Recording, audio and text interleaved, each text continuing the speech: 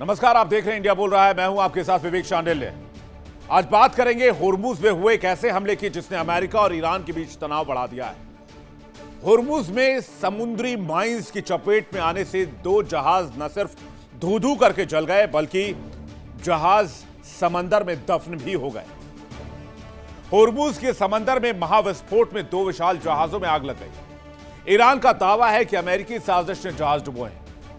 ईरानी सेना आईआरजीसी का सीधा आरोप है कि अमेरिकी खुफिया एजेंसियों ने जानबूझकर जहाजों को गलत रास्ता दिखाया और बारूदी माइंस वाले डेंजर जोन में धकेल दिया, जिससे कि वो सारा इल्जाम ईरान के ऊपर डाल सके।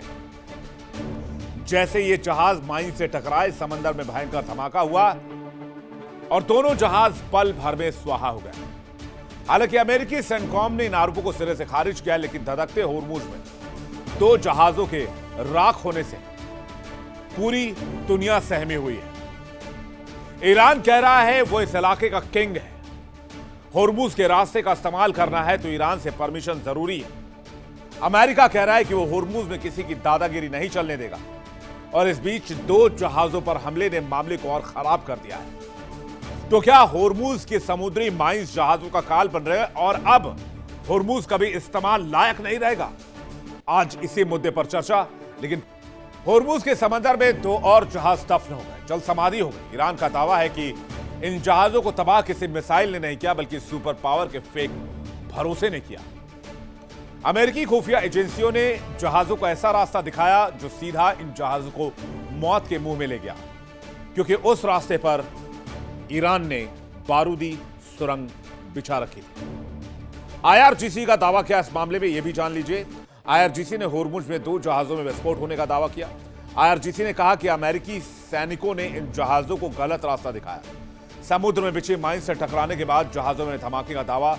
होर्मुज से निकलने के लिए ईरान सुरक्षित रास्ता दे रहा है, इसलिए ईरान रास्ता का उपयोग करे। होर्मुज में सुरक्षित रास्ता देने के लिए ईरान सर्विस टैक्स भी लेगा, और अगर सर्विस टैक्स नहीं देना है तो मौत के कुएं से गुजरना होगा। चलो मान लिया ईरान होर्मुज सर्विस टैक्स वसूलेगा तो सेफ रूट देगा, लेकिन ट्रंप जो 20% टोल टैक्स लेने की बात कर रहे थे, वो किस बात के लिए कर रहे थे? कमर्शियल जहाजों को मटिया मेट करने के लिए।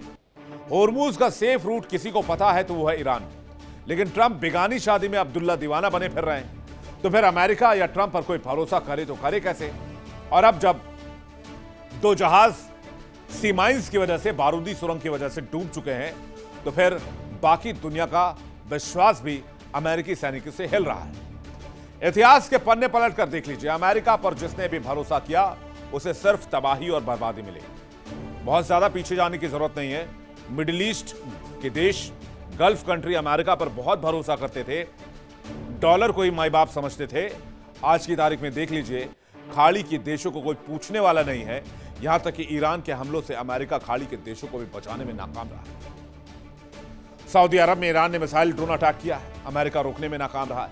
कुवैत को ईरान ने दहला दिया, अमेरिका रोकने में नाकाम रहा है। कतर पर ईरान ने विध्वंसक प्रहार किया, अमेरिका रोकने में नाकाम रहा है। बहरीन पर ईरान ने आक्रमण किया, अमेरिका रोकने में नाकाम रहा है। जॉर्डन पर ईरान ने ताबड़तोड़ हमले किए, अमेरिका रोकने में नाकाम रहा है। और तो और अब ईरान ये कह रहा है कि अगर अमेरिका बूट्स ऑन ग्राउंड करेगा, यानी सोल्जर्स भेजेगा, तो खाड़ी में घुसकर ठोकेंगे, बहरीन कुवैत में घुसकर मारेंगे। आप बताइए, इस तरह की धमकी दे रहा है ईरान, वो भी अमेरिका के सामने रहते। होर्मुज में लगी आग गवाही दे रही है कि होर्मुज पूरी तरीके से ईरान के कंट्रोल में। लेकिन एक कॉन्स्पिरेसी की बू भी आती है कि अमेरिका उन जहाजों को उस रास्ते पर क्यों ले जा रहा है जहां खतरा है, जो रास्ता मौत के कुएं की तरफ जाता है। जाहिर सी बात है, सी माइंस की चपेट में जहाज आएंगे तो दुनिया भर में गुस्सा होगा। गुस्सा होगा तो ईरान पर कार्रवाई के लिए प्रेशर बढ़ेगा, ईरान को दोषी ठहराया जाएगा और ईरान पर हमले के लिए बहाना मिल जाएगा। तो क्या होर्मुज तृतीय विश्व युद्ध की धुरी बनने जा रहा है? बातचीत करने के लिए हमारे साथ आज एक बड़ा गेस्ट पैनल जुड़ रहा है। मेजर जनरल शशि अस्थाना हमारे साथ जुड़ रहे हैं, डिफेंस एक्सपर्ट। बहुत स्वागत है सर आपका। मेजर जनरल के सिन्हा हमारे साथ जुड़ रहे हैं, डिफेंस एक्सपर्ट। बहुत स्वागत है आपका। मेजर जनरल राजन कोचर हमारे साथ जुड़ रहे हैं, डिफेंस एक्सपर्ट। बहुत स्वागत है आपका। और प्रोफेसर मनोज कुमार जुड़ रहे हैं, जो कि ईरान मामलों के जानकार हैं। आपका भी बहुत बहुत स्वागत है। मैं सबसे पहला सवाल मैं अस्थाना सर आपसे जानना चाहता हूं, होर्मुज आज की दौर में, आज के वक्त में क्या थर्ड वर्ल्ड वॉर का एपिसेंटर देख रहे हैं आप इसे?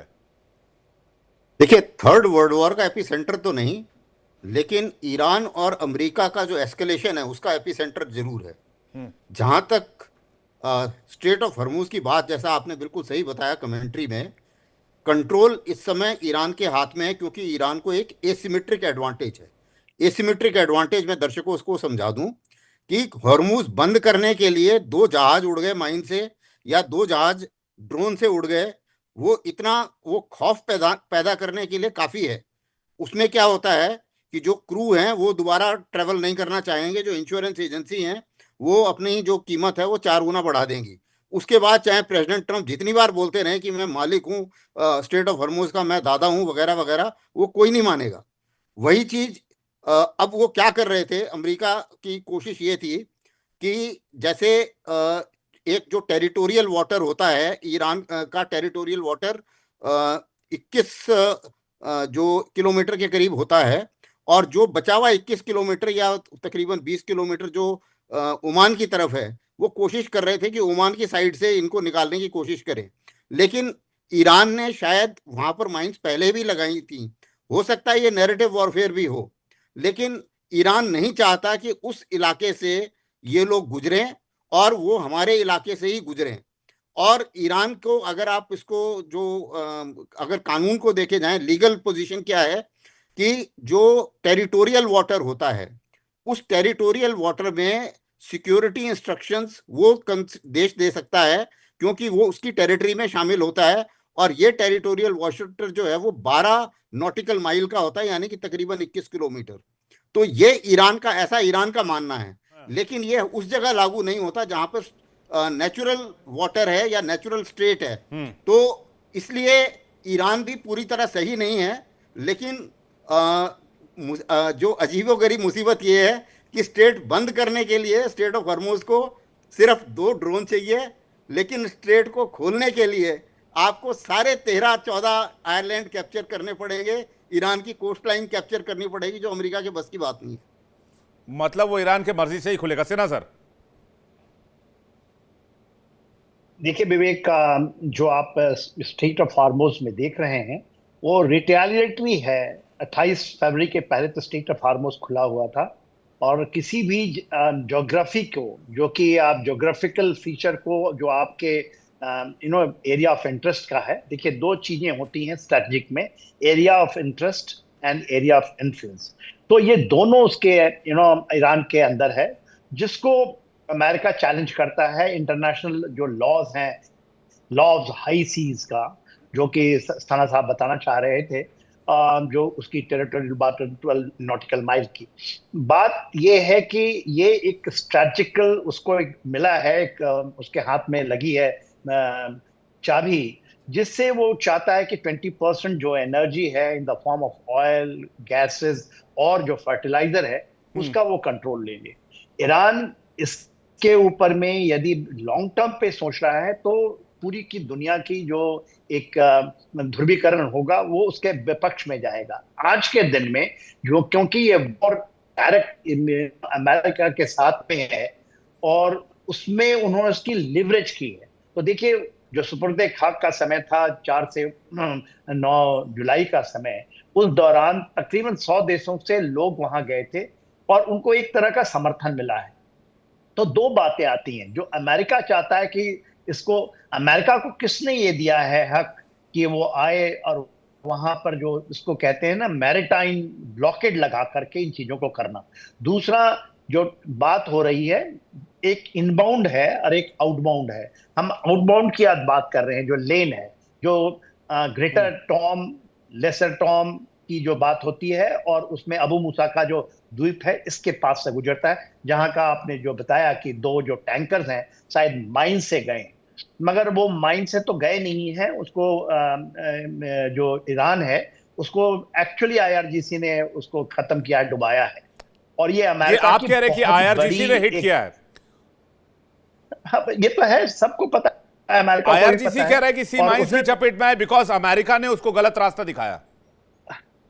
हाँ, वो जो आउटलेन है ना, आउटलेन ओमान के तट से जो मैं बताया, ग्रेटर टोम, जो लेसर टोम है, और जो अबू मूसा है, अबू ये अबू मूसा है, वो डिस्प्यूटेड है। उसमें बोथ, इसको यूएई भी कहता है और ईरान भी उसके ऊपर में ये बातें कहता है कि उसका है। तो इस चीज का फायदा उठा करके जो अमेरिका करना चाहता है, वो उन्होंने कहा कि आप ओमान को उन्होंने दबाया। ओमान भी इसमें जुड़ना चाहता था ईरान के साथ में, क्योंकि उसने जब शुरू किया था 28 फरवरी के बाद, जब इसको यूज करने के लिए, तो ओमान को कहा था आइए हम मिलकर दोनों करते हैं। 12 नॉटिकल माइल ओमान की तरफ है, 12 नॉटिकल माइल यदि आप देखेंगे तो ईरान की तरफ से है। तो इस बीच से दोनों लेन जाती हैं, जो इनलेन है, खासकर जो लद्दाख से जाता है, कासिम द्वीप हो करके, और लेवाना के बीच से गुजरता है, ये इनबाउंड है। जितने भी आ रहे हैं जो गल्फ ऑफ ओमान से जहाजें आती हैं, इससे आती हैं। जाने वाली जो जाती है वो लेसर टोम और ग्रेटर टोम और अबू मूसा के नॉर्थ से होकर गुजरती है। तो दो लेन है। दूसरे लेन को ओमान को अपने पाले में करके इसको चाहा कि इस पे हम खोल लेंगे और हम ठेंगा दिखा देंगे ईरान। ईरान यहाँ काफी मजबूत है। देखिए, आपने अभी बताया, एक बहुत बड़ी बात कही कि उन्होंने कुवैत में कह रहे हैं कि हम उसके अंदर में जमीनी कार्रवाई करेंगे। हाँ, घुस वो जाएंगे। नहीं कह रहा है कि हम मिसाइल से करेंगे। विद इन 48 आवर्स उसने दिया है। टोटल डिस्टेंस 750 किलोमीटर का है। अबदान से हो करके वो जो कुवैत में आएगा हाँ। थ्रू इराक, और उसमें कतब हुजबुल्ला ऑलरेडी प्लेस्ड हो चुके हैं। तो ये आप देखिएगा 48 के बाद हम लोग शायद इसके ऊपर भी डिस्कस करें। बहरीन के ऊपर में जो 1050 किलोमीटर की दूरी है, यदि आप उसके पार्ट्स गैस फील्ड के आवाज से लेते हैं, तो वहां पर भी वो कहता है कि एयरबॉर्न ऑपरेशन करेगा ईरान। और देखिए, उसके पास ये क्षमताएं हैं। America is a great power, मगर अमेरिका जो फंबलिंग करता है कि आप बॉडी बैग, आप कैजुअलिटी नहीं करना चाहते। आप दूर से अपने एयर फोर्स को यूज करके, एयर पावर को यूज करके वहां बर्बादी करना चाहते हैं, जिनके अंदर में उसका कोई दायित्व ही नहीं है आज के दिन। लेकिन कोई इससे ऐसा चीज आप कर नहीं पाएंगे। वो इम्पैक्ट जो क्रिएट करना चाह रहे वो नहीं हो पा रहा। और जिस बर्बादी की सर आप बात कर रहे हो, उसमें एक अपडेट में बता दूं, फिर मैं कोचर सर के पास जा रहा हूं। आप देखिए पागलपन की हद देखिए।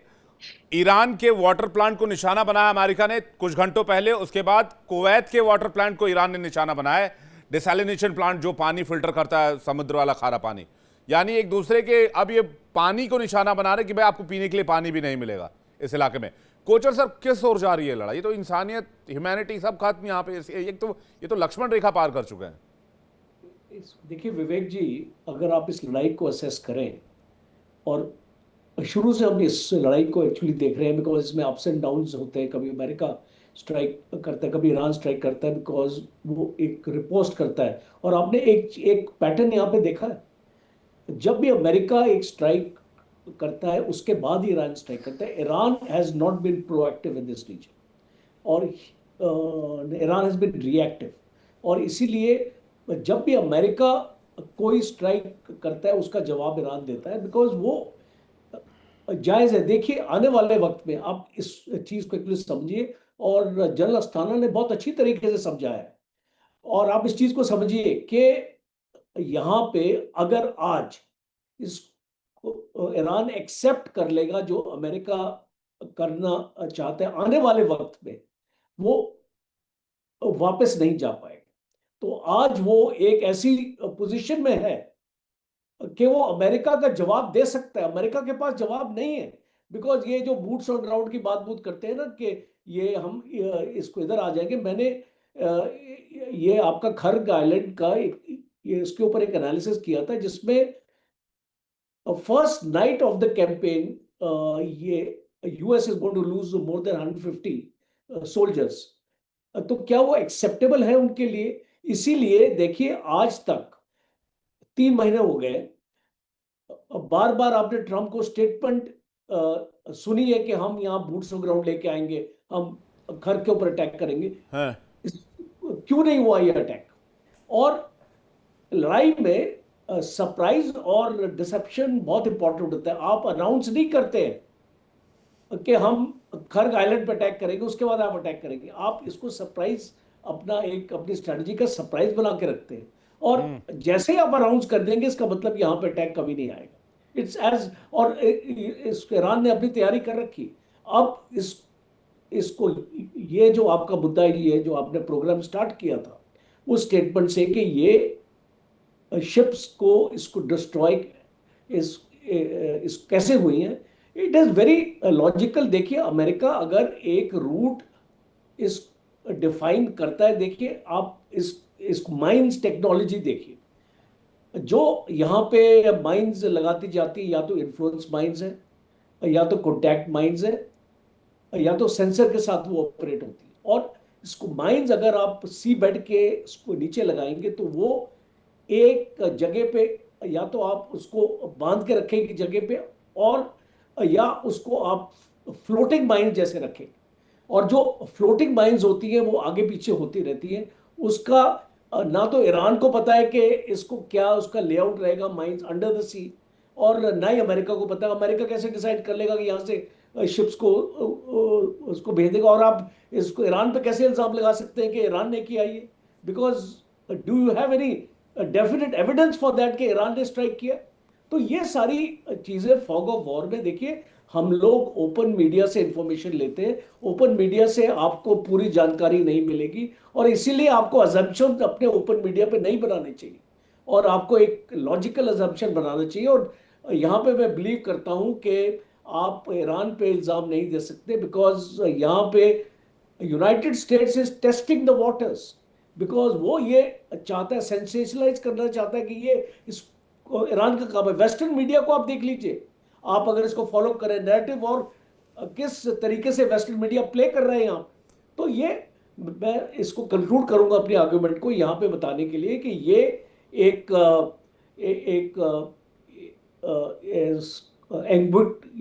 एम्बिग्विटी जिसको बोलते हैं ना जी, एक रियलम ऑफ, इसको एम्बिग्विटी में हम इसको लेके जा रहे हैं। हमको नहीं पता कहां से हमला हुआ, इसको किसने किया, बट एक सेफ प्रिजम्पशन आप लगा सकते हैं जब इन शिप्स को क्लियरेंस मिला है इसको इस रूट से जाने के लिए। क्या ये रूट सैनिटाइज था? क्या ईरान ने कंफर्म किया था कि इस रूट में माइंस नहीं ये भी तो हो सकता है सर, रूट को चेक करने के लिए जहाजों को बढ़ा दिया गया, इसी लगे हाथ चेक भी कर लेंगे। डूबे तो ठीक, नहीं डूबे तो पार ही हो जाएंगे, तो डूब ही गए। नहीं, फिर आपको अपने माइंड स्वीपर्स लगाने चाहिए थे, आपको अपने जहाज क्यों भेजने चाहिए थे? आपके पास जब वो इक्विपमेंट है माइंड स्वीपर, तो आप उसको लगाएंगे, आप अपने जहाज को क्यों इसको जोपर्टाइज करेंगे? तो ये इसमें एक तीर से दो निशाने हो जाएंगे ना। जहाज डूबेंगे तो कहा जाएगा कि भाई ईरान ने हमला करके डुबो दिया, ये लीजिए पूरी दुनिया से दुश्मनी दादागिरी कर रहा है। दूसरा ये कि वो रूट भी चेक हो जाएगा, डूब गए तो भाई उधर से मत जाओ, वहां माइंस हैं। मनोज कुमार जी के पास जा रहा हूं, क्या स्ट्रैटेजी चल रही है? अमेरिका क्या सोचकर चल रहा है? ऐसे ही जंग लड़ता रहेगा? देखिए विवेक जी, एक चीज हमें समझना होगा कि जो भी घटनाएं घट रही हैं उसके पीछे दो मूल कारण है। मिलिट्री ऑपरेशन तभी होता है जब उसका पॉलिटिकल और इकोनॉमिक रीजंस अचीव करना होता है, और तभी आप देख सकते हैं कि जिस तरीके से ट्रंप 2.0 में आने के बाद से उन्होंने अपनी अर्थव्यवस्था को सुधारने के लिए मेगा का जो कंसेप्ट लेके आए, और उनकी लड़ाई नंबर 1 और 2 की है। और आप समझ सकते हैं कि इसमें दो ऐसे प्लेयर हैं जो चाइना और रसिया, और चाइना नंबर 2 पे है, और शायद उसी को सबटाइज करने के लिए आप देख सकते हैं कि वेनेजुएला में किस तरीके से उन्होंने अटैक किया, और वहां पे भी चाइना साइलेंट रहा। और शायद यही कारण रहा कि इजराइल की लड़ाई में अमेरिका ने जिस तरीके से जो ऑब्जेक्टिव लेके इस युद्ध में कूदे और जो ऑपरेशन एपिक फ्यूरी चलाया, वो पूरी तरीके से एक तरीके से डिस्ट्रॉय हो गया, और उसमें उनको कहीं से भी कोई अचीवमेंट नहीं मिली। और शायद आप देख सकते हैं कि पूरे वर्ल्ड में और इवन डोमेस्टिक लेवल पे जिस तरीके से ट्रंप घिरते जा रहे थे, और जो 14 सूत्र जिस तरीके से उन लोगों ने जो शांति वार्ता पे सहमति जताई, वो देख के ही लगता था कि कहीं से भी ये एग्जिस्ट करेगा नहीं। और 10 से 15 दिन आते आते आप देखिए ये दोबारा अटैक शुरू हो गया है, क्योंकि फर्स्ट फेज में जिस तरीके से ईरान पे इन इजराइल और अमेरिका ने जो अटैक किया, उससे उन्हें रिजीम चेंज कहीं करने में सफलता मिली।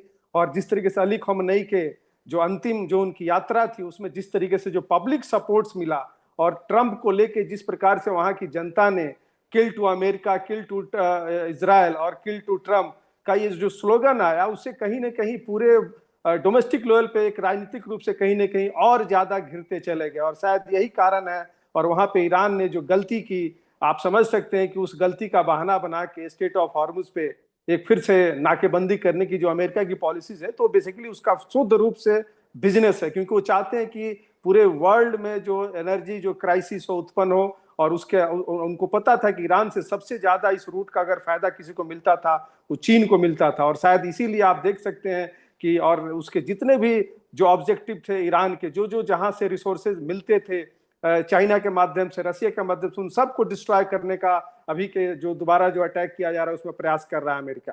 और अभी जो IRGC ने जो स्टेटमेंट आया, आप समझ सकते हैं कि ये जो मार्केट ऐसा है जो खास करके अगर एनर्जी सेक्टर को देख ले तो इसमें र्यूमर्स भी बहुत इंपॉर्टेंट रोल प्ले करता है। और आज फ्राइडे, सैटरडे और कल संडे है। आप समझ सकते हैं कि इस घटना के बाद से जिस प्रकार से इसके पहले हमारे कुछ भारतीय जो मेरीन टाइम के जो वहाँ के जो वर्कर्स थे उनको भी उसमें एक तरीके से कैजुअलिटी उनको होने के चलते पूरे जो आप समझ सकते हैं कि भारत के लगभग 3 लाख लोग उसमें काम करते हैं। तो इससे अंदाजा आप लगा सकते हैं कि ये क्राइसिस किस तरह बढ़ रहा है। और आज की ये जो घटना अगर ये सही है जो IRGC जो क्लेम कर रहा है, अभी तक अमेरिका की तरफ से कोई ऐसा स्टेटमेंट नहीं आया कि इसमें सच्चाई है, लेकिन अगर ऐसा होता है तो आप समझ सकते हैं कि मंडे को जिस तरीके से क्रूड ऑयल का रेट बढ़ेगा और पूरे वर्ल्ड में जो एक इकोनॉमी और विशेष करके एनर्जी को लेके जो एक हम सब जानते हैं कि आज पूरे वर्ल्ड का लगभग 1/5 जो रिक्वायरमेंट है उसी रूट से होके निकलता है, और उसके बाद से उसका बेनिफिट किसको मिलेगा। तो इसमें देखिए चाइना और रसिया दोनों कहीं ना कहीं साइलेंट रूप से ईरान को सपोर्ट कर रहे हैं, क्योंकि उन्हें पता है कि अमेरिका को हमें मिडिल ईस्ट में इंगेज करके रखना है, और रसिया भी चाहता है कि यूक्रेन और को हमारी बढ़त कैसे बनी रहे, इसलिए अमेरिका को इंगेज करके रखना। तो एक तरीके से आप देख सकते हैं तो ट्रंप चारों तरफ से घिर चुके हैं। देखिए इंडिया डेली 24/7 अब आपकी स्मार्ट टीवी पर। इंडिया डेली मौजूद है सभी डिजिटल प्लेटफॉर्म पर लाइव और लगातार। इंडिया डेली 24/7 हर दिन राष्ट्र को समर्पित।